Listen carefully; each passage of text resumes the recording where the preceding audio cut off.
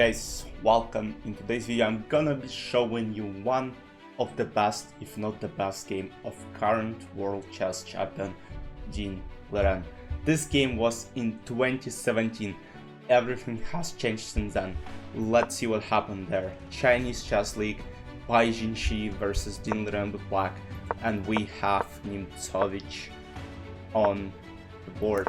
Castle, bishop g5, c5, e3 takes. So here, there is e takes d4 and queen d4 is more of a sideline, but whites prefer to play there. Knight c6, queen d3, h6, basically pushing the bishop away, trying to get this bishop off this diagonal to get rid of the spin, because in some of the lines always, here in Nimtsov's structures, basically h6, then g5 are very common, so black will still need to play it at some point. d5, rook d1, g5. So as I said, g5, h6, g5 maneuver in Nimtsov's is very popular, and Dean is playing it right away. Bishop g3, knight e4, basically using the spin as this knight can't take it. Knight d2, knight c5, queen c2, and now Dean pushes d4. And after knight f3, now the fireworks started. So black play e5, and after knight e5, Dean decided, basically there is a pin, right? So in the d takes e3, rook d8, but Dean Liren does it anyways. He plays d takes e3 and rook d8, the queen is sacrificed, he takes b2, and now instead of playing rook d2, which was the best solution in current position, as after rook d8, basically trying to take this rook, knight f3, bishop g4, trying to take, queen d2, bishop f3, she takes f3, rook d2, queen d2, bishop d2, king d2.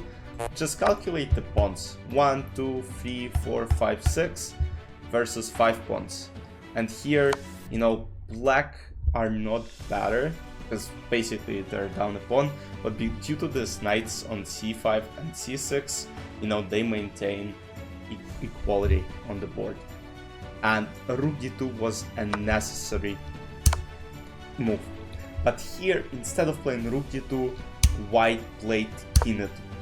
And this allowed Dean to unleash his dragon, and he is going for strong attack. Queen b2, and now knight a4. So no trading, doesn't take on e5, plays knight f4, trying to take on, basically setting up the c3, and here, let's say knight c6 was played.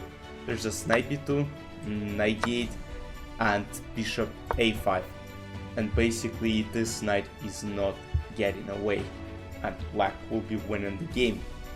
After queen b2, knight a4, hitting the queen, white played this, queen c2, knight c3 check, king f3, and now the move you see on the thumbnail, if I actually put it on here, bam, rook d4, sacrificing the rook, and basically the pawn can take the rook. This can be taken. I mean, there's just too many captures and attacks in this position, but there is a threat. After rook d4, if white won't take this rook, there is g4 checkmate.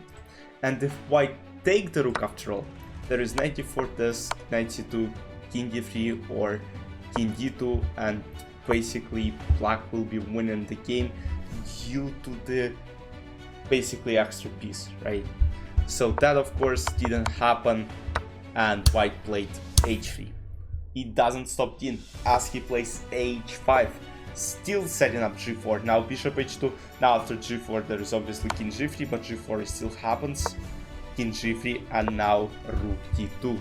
The only winning move in this position, rook d2. Basically the idea is that after queen d2 there is knight f4 and knight takes d2, and black are winning the game. Again, they will be having an extra piece on the board.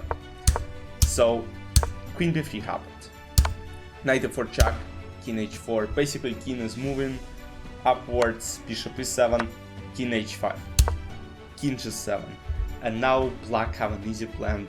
They want to bring this bishop to e6 and play rook h8 checkmate. Bishop f4, bishop f5, e6 or f5, doesn't matter, bishop h6, king h7.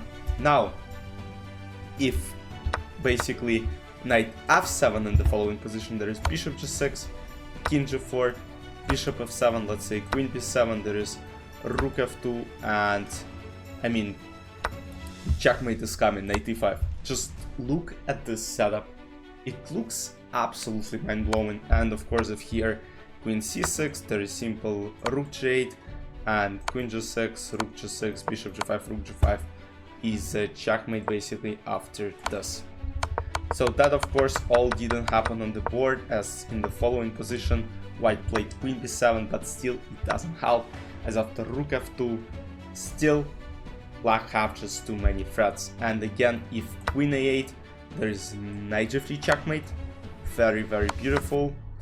If queen c6 in the following position, again knight g3 checkmate. So basically, after playing rook f2, there are just too many checkmate being threatened. White played bishop g5, so that after knight g3 there will be an h4 square to go to. But rook h8 is played. And now again there is a threat of king g7 and rook h6 checkmate. Knight f7 was played, bishop g6, king g4, and now brilliant skittish knight e5, and white resigned in this position as they have nothing to do but accept it, as after knight e5, so why knight e5 actually? After knight e5 there is bishop f5, let's say king h5 and king g7, bishop h6, rook h6. So in this position, bishop f5 right away won't work because there is king h4, king g7, let's say, and there is knight h8, right?